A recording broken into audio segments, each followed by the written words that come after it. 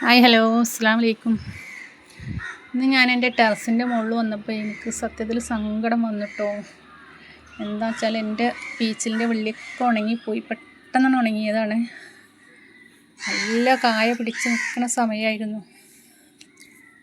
മഴയൊക്കെ പെയ്തിട്ട് നല്ലോണം കായ പിടിച്ച് നല്ല ഉഷാറായി വരുന്നു കേട്ടോ. വള്ളിയൊക്കെ നല്ല ഉഷാറായിരുന്നു. അപ്പോഴാണ് പെട്ടെന്ന് എന്താ പറ്റിയെന്നറിയില്ല. ഒറ്റ മരട് പീച്ചിലുള്ളൂ, അതിന് എത്ര ഒരു കായ ഉണ്ടായിക്കണറിയോ. ഇപ്പോഴും ഇഷ്ടംപോലെ കായ പിടിച്ച് വെക്കുന്ന സമയമായിരുന്നു. വള്ളി അങ്ങനെ ഉണങ്ങി ഉണ്ടോ. അതൊക്കെ പീച്ചിലാണ്, ഈ കുപ്പിയിലൊക്കെ പീച്ചിലാണ് കേട്ടോ. ഞാനിങ്ങനെ ചെറിയ പൂ വിരിയുമ്പോൾ തന്നെ കുപ്പി കണ്ടെടുക്കലാവും. പിന്നെ അതൊന്നും പ്രാണികളൊന്നും കുത്തൂല, അപ്പോൾ വേഗം ഉണ്ടാവുമല്ലോ. അങ്ങനെ ചെയ്തായിരുന്നു.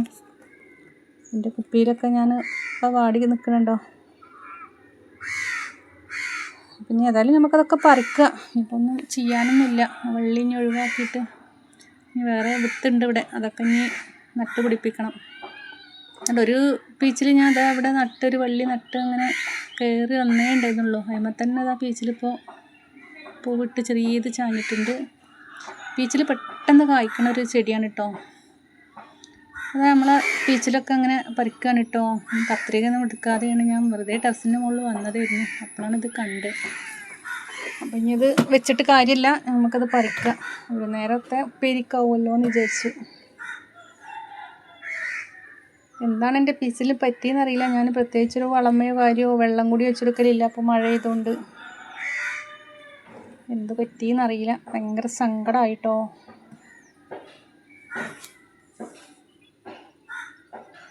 വലിയ പീച്ചിലാണിത് കേട്ടോ. അത് നിലത്തൊക്കെ വെക്കുകയാണെങ്കിൽ നല്ല വലിപ്പം വരും. ഞാനത് ചട്ടിയിലായിട്ട് തന്നെ ഇത് അത്യാവശ്യം നല്ല വലിപ്പമുള്ള പീച്ചിലാണ്. 2 പീച്ചിലൊക്കെ ഉണ്ടായി നമുക്കൊരു ഉപ്പേരി വെക്കാം. ഇത്രയും വലിപ്പത്തിൽ വരുന്നതാണ്. കത്രിക ഒന്നും എടുക്കാതെ വന്നതുകൊണ്ട് കൈകൊണ്ടും പൊട്ടിക്കാൻ കുറച്ച് പ്രയാസമാണ്. നമ്മളിങ്ങനെ നല്ലതിൽ നോക്കി ഉണ്ടാക്കിയിട്ട് പെട്ടെന്ന് ഉണങ്ങുമ്പോൾ നമുക്ക് ഭയങ്കര സങ്കടമാവുമല്ലോ. പിന്നെ അത് കുറേ ആയിട്ട് ഉണങ്ങി പോകുമ്പോൾ നമുക്ക് അത്ര തന്നെ തോന്നില്ല. നമ്മളിങ്ങനെ ഞാനിത് ദിവസം 2-3 പ്രാവശ്യം എൻ്റെ ടെറസിൻ്റെ മുകളിൽ കയറും ഈ പച്ചക്കറി നോക്കാൻ വേണ്ടിയിട്ട് കേട്ടോ. അങ്ങനെ നോക്കി ഉണ്ടാക്കുന്നതല്ലേ ഇത്.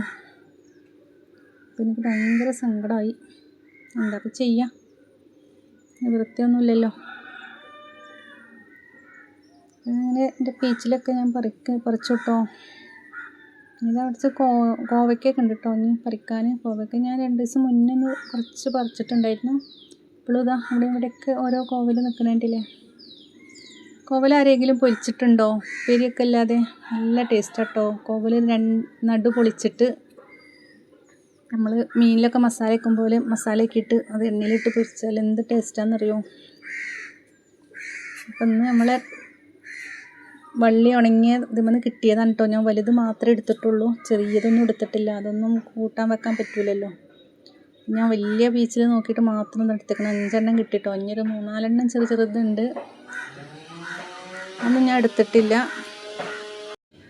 ഇനി നമുക്ക് വേറെ വിത്തുണ്ട് ഇവിടെ, വേറെ നട്ട് പിടിപ്പിക്കണം. അപ്പോൾ ഇന്ന് ഇത്രയൊക്കെ ഉള്ളൂ.